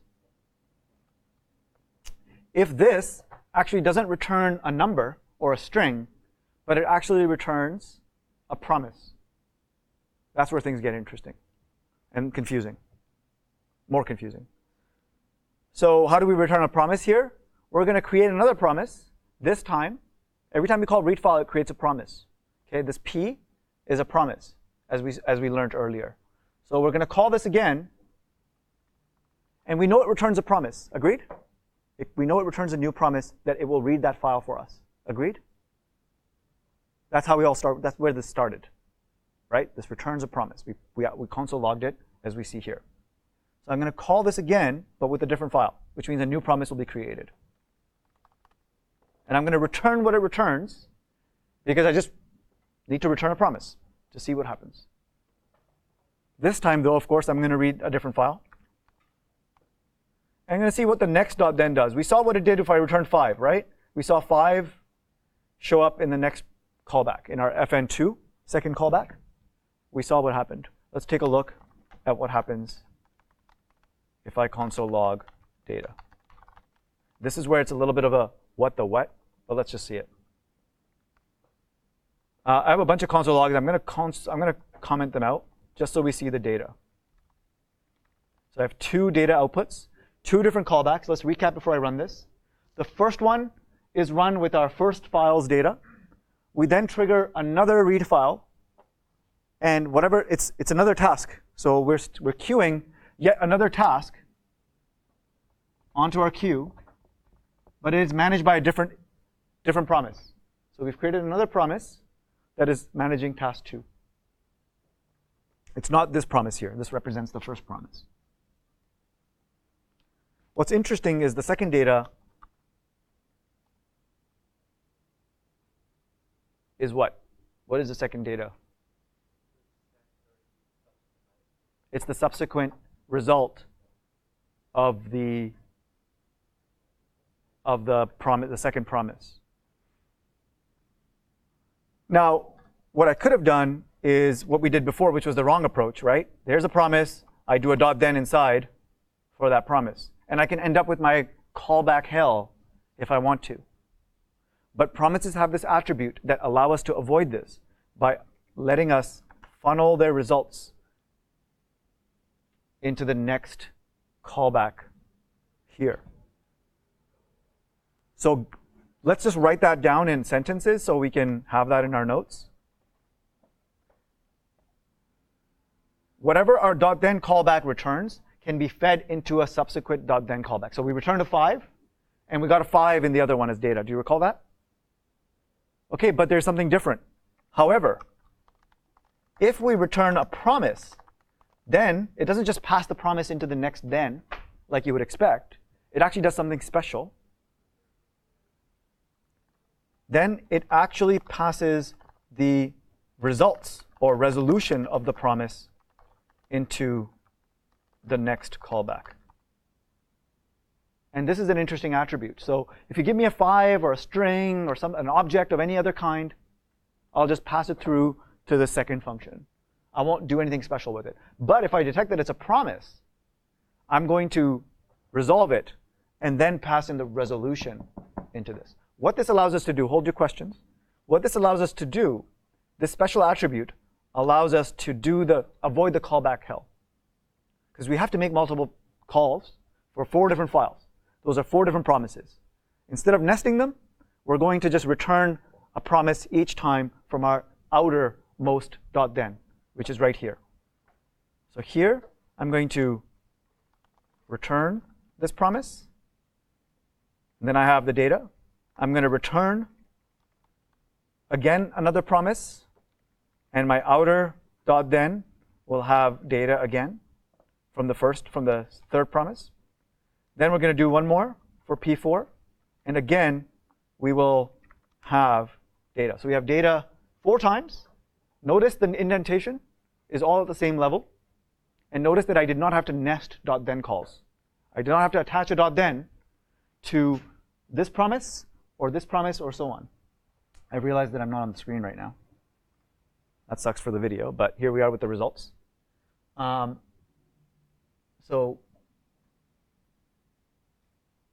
all at the same indentation being returned by the callback. So this callback is returning a promise, this callback is returning a promise, and so on. This is where stuff gets a little bit more sort of advanced or confusing. But it's an interesting property of promises that allows us to deal with them in this way. Let's run them. And we got our IWCR sentences, individuals and interactions, working software, customer collaboration, and responding to change. We got all of them in the right order, and we did not have to nest callbacks. We created 4 different promises. This creates a promise.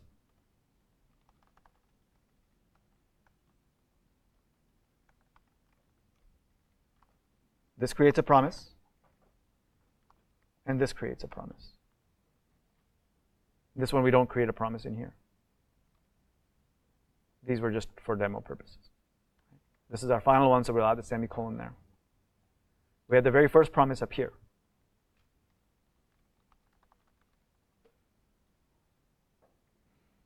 So let's see if we can visualize that a little bit better. I'm going to clear this part here.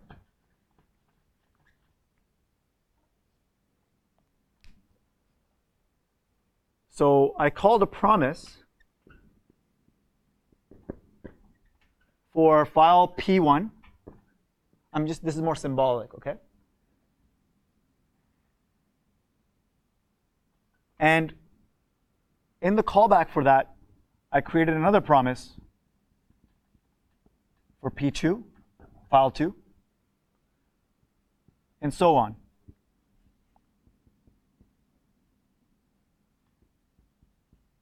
So it looks like a kind of a waterfall. We have to do it one after the other. But the way we write it, the way we craft it, the way the data flows is a bit different than this.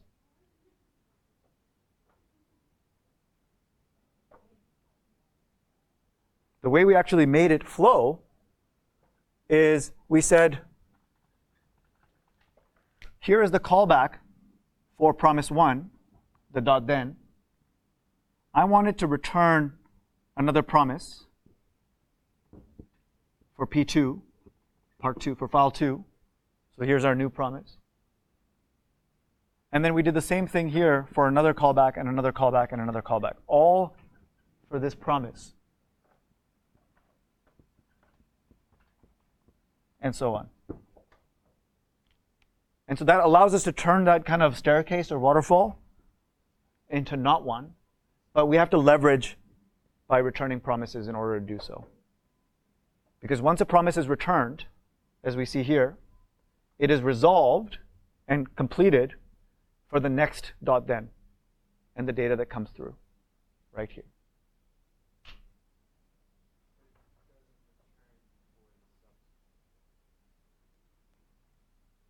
Yeah, it's in order. It doesn't return before the subsequent one. So this has to finish, give us the data for the first file. Then we trigger a new promise for requesting data for the second one, which is then given to us here.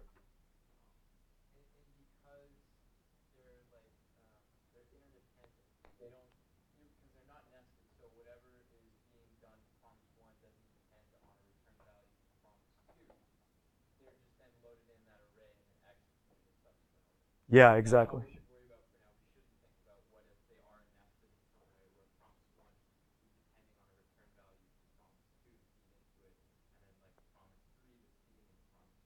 Actually, we could also do that. We just haven't had it to do it here because these files are, we don't really need to know the data from one to run the data from the second.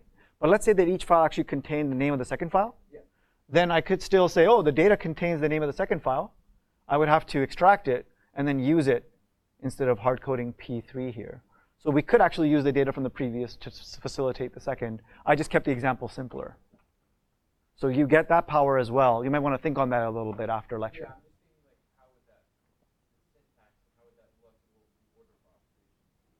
It would be at each of these, once you have the data, you would be able to parse the data, extract the information you need before you call your third or second or fourth promise. So for each promise, we actually can process the data here, for example.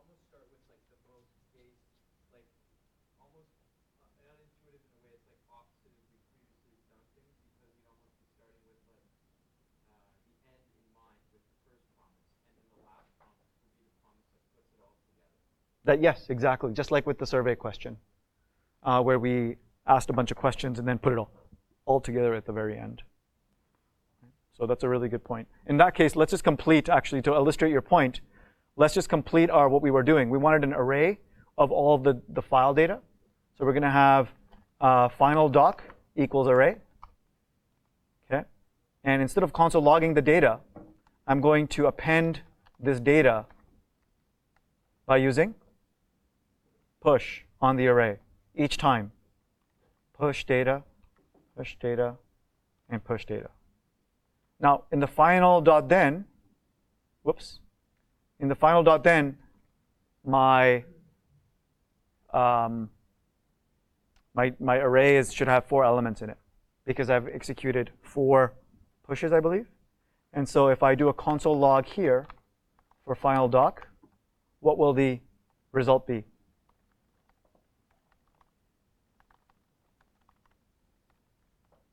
In our final dot then, what is our final doc going to be? It's going to be all 4 of those items.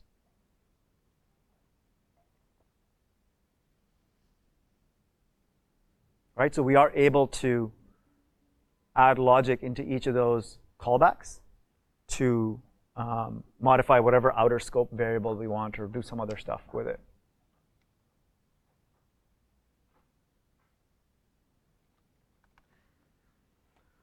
That was difficult. Can we agree?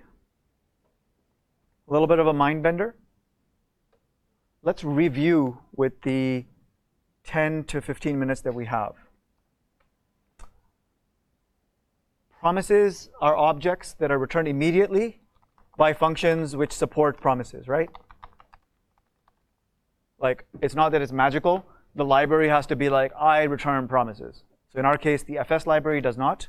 We use the FS promises library to actually use promises. They start with a state of pending. This state can change once to fulfilled or rejected. But we don't really look at the internal state like that. Okay, that's just for us to know about.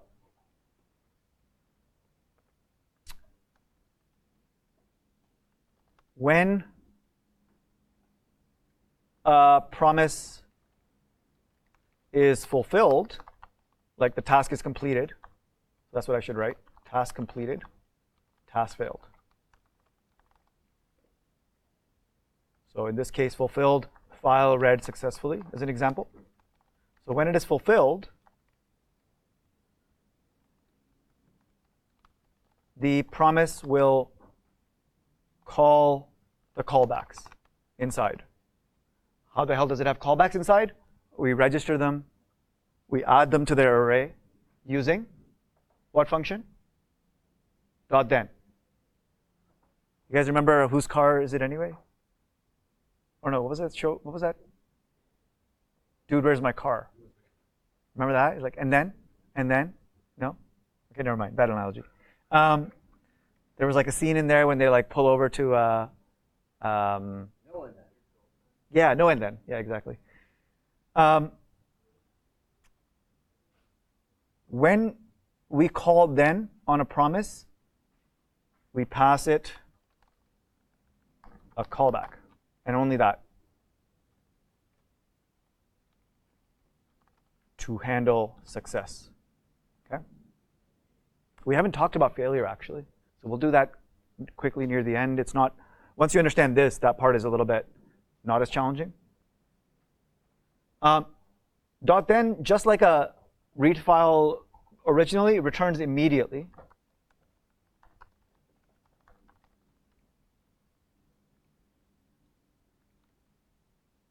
And it also returns the same promise so that we can attach more .thens easily. And then whatever our .then callback returns, like let's say 5 or a string or whatever, some kind of number, that can be fed into subsequent .then callbacks. Right? And so they can kind of pass information through each other. But what's really interesting is if it returns a promise, then that becomes special, and it actually waits to resolve that promise. So it'll go do that task, and then it will execute the next callback. So there can be a gap here. If this one returns a promise, like a, hey, do something that takes a second, then it will wait for that to resolve before it calls the next promise. So there can be a delay here. Just like with our file read 1, file read 2, file read 3.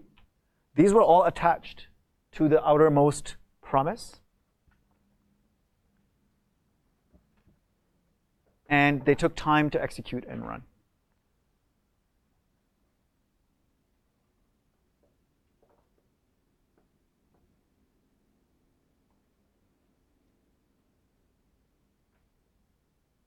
We didn't talk about errors, so I'm going to quickly do that. But before we do, questions. Awkward pause.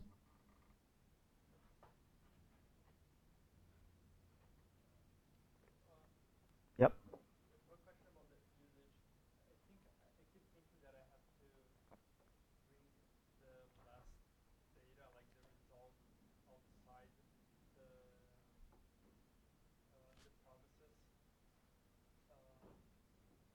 Do you understand what I'm saying by that? Like if I want to console log the final, if you go to the example, That's a good question. is that something that I should be trying to do, or I don't? If you try to console log final document here, it's going to be an empty array.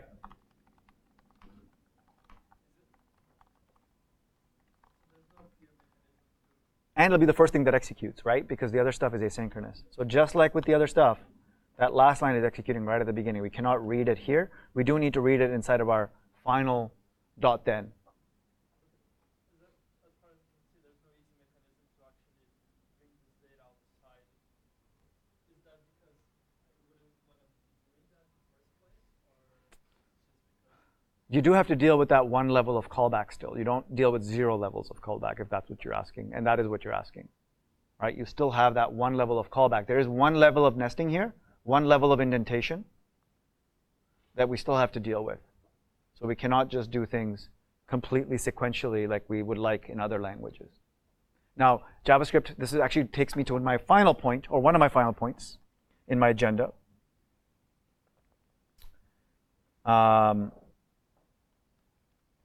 Which is, I don't remember what this is, a disclaimer about async await. So when we say async functions, we are talking about asynchronous functions that take some time to operate and therefore give us back a callback, either take in a callback or give us a promise of completion. But async await is something that actually is special in JavaScript, so the word is kind of used twice. Async await is a new construct in ES6 that allows us to take things even further with asynchronous code and run it as though it's synchronous. And that becomes extremely powerful and also helps us do async stuff even easier than promises, once we understand promises.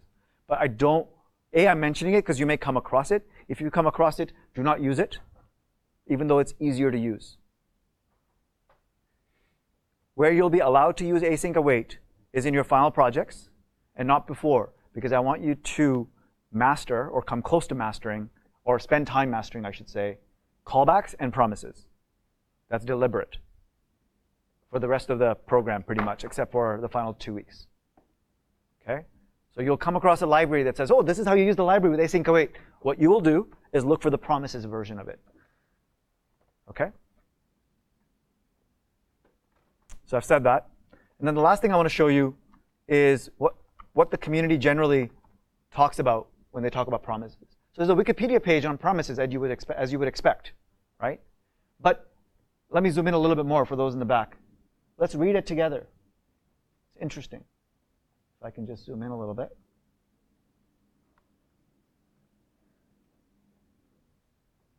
In computer science, future, promise, delay, and deferred all refer to constructs used for synchronizing program execution in some concurrent programming languages. It's a lot of technical terms, but what did we learn from just that sentence? A whole bunch of synonyms. So promises is just what JavaScript calls it. Other languages call it a future or a delay or a deferred. In fact, there are libraries in JavaScript, for example, jQuery, that call it slightly, it's called a deferred. Okay, same thing. So if you come across those words, to you they mean the same thing.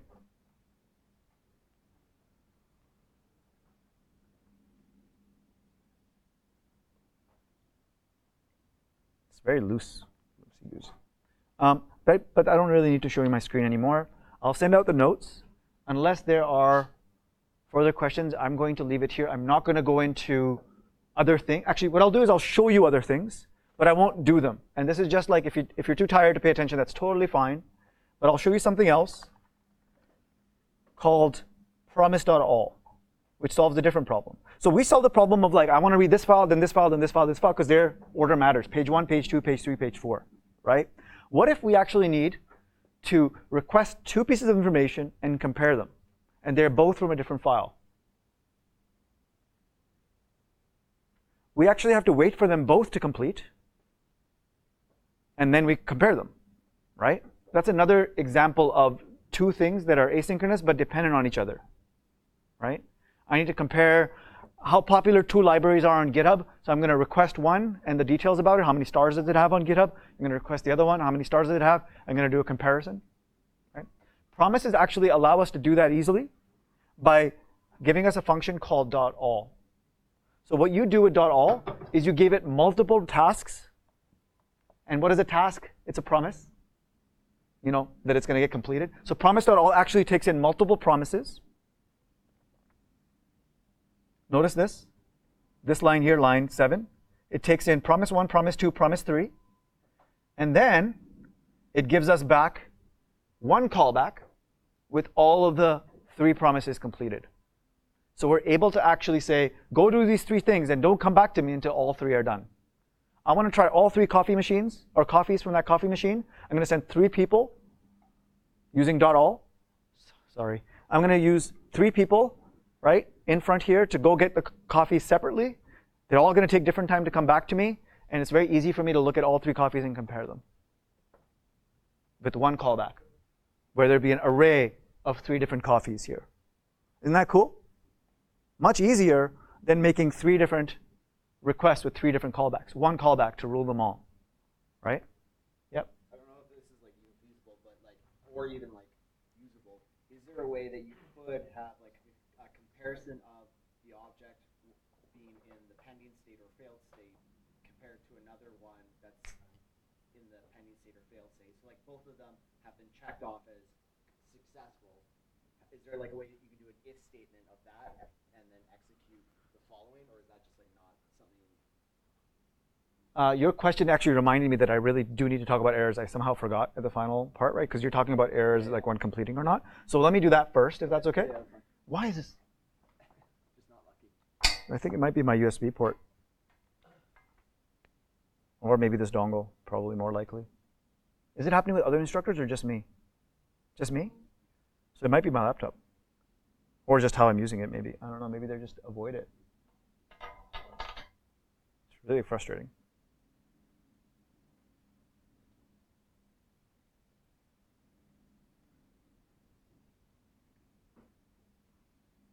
Well, that gives you time to think about how errors would work.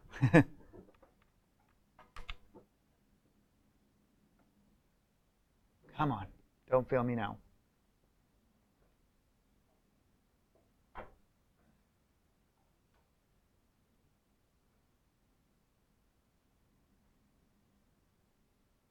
Seriously?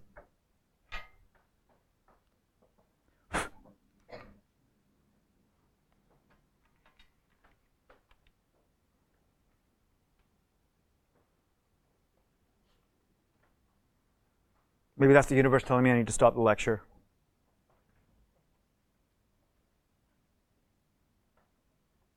Okay. Very easy to deal with errors when it comes to promises. Check this out. Any one of those files could fail. Let's say they're not there, right? File 2, file 3, file 4. Instead of handling errors at each callback, what promises allow us to do is attach a .catch to catch any errors that may occur in that whole chain of events. So we'll say, if you catch an error at any point, please let me know, and then I'll let the user know in some way. In our case, we're just console log the error message. Okay. Once you understand, then catch becomes manageable. And so if, let's say this one, this is not going to execute in this current situation because we don't have any errors, but we can cause an error. So first of all, let's run it. We shouldn't see any error, right? We see the array come back. But let's break one of these. Let's break this one to be a file that does not exist. Now, because this fails, this promise that comes back is not going to resolve successfully. It's going to get rejected. Do you think that it will run the next thing? No. It will actually jump from here and not bother with the array of callbacks that are .then. It'll be like, there's nothing more I can do. Once there's a promise in the chain that breaks, most likely what the developer wants is for me to just not bother with the rest of the callbacks and just jump to the catch callback. So it jumps to the catch callback and shows us and allows us to deal with the error. We did not get the final document because one of the files didn't load. We don't have a final document. What we have is an error. That makes sense to me. There's no point in continuing with synchronously doing things if halfway through one of them fails. In this scenario, for this particular type of problem, that makes total sense. Same thing with HTTP. If I was making multiple requests to different services to download different HTML, and I needed all of them in order to finally tell the user whatever they wanted to know, if one of them fails, I should let them know I don't have the final results. I don't need to even continue if they fail halfway. Why make other requests when they're all dependent on each other and the first one or the second one failed? Agreed? Question?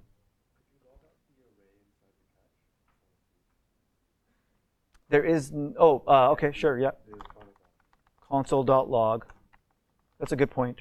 What do you think it will be? Final, what is it called? Final doc? So in error, or in catch, what do you expect your final doc to be? Well, we made this one break, but does this line of code run? Yeah, it's before. So we'll actually have the first and the second. Will this line of code run? Yes, because it's before our failure. So we'll actually have this and this. We'll have the first two lines, right? If we need them to be like, oh, this is, by the way, the progress that I got to. It's a good point. So the order of execution was it ran this successfully, and because of this, it did another task which it ran successfully, and therefore it ran this line to grab the second line. And then this one failed, so then it skipped these two entirely and jumped to the catch. Now, let me ask you a kind of a guessing question. Promise all is supposed to run all the promises and then give us the results of all of them. Do you think that if one of those promises failed, it would still give us a subset of the results? Or do you think it will give us, it won't run that callback? Remember that we can attach dot catch to any promise. Yeah.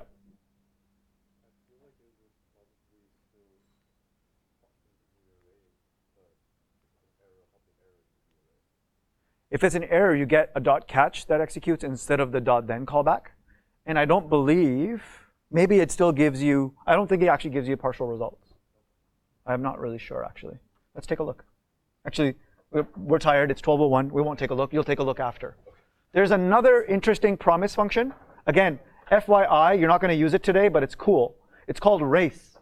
And based on the name, you give it multiple promises. You don't want all of the results. You want the first one. You're like, I'm going to check Google, Bing, blah, blah, blah for a particular query, but I don't know which one's fastest. So just go check them all. And the first one you get back, that's the one I care about. So that's dot race. So you can do other interesting things with asynchronous tasks that you can't do easily with callbacks. You can do all of these things easily, not easily, but you can do all these things with callbacks. But this allows us to do it easily once we understand and get comfortable with promises.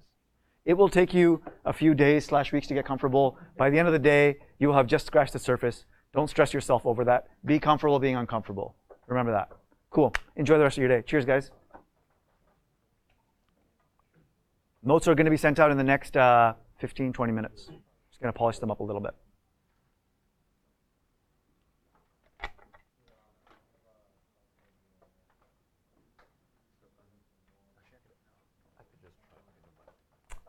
What were you going to try? I'm curious. But I will get you to try it first.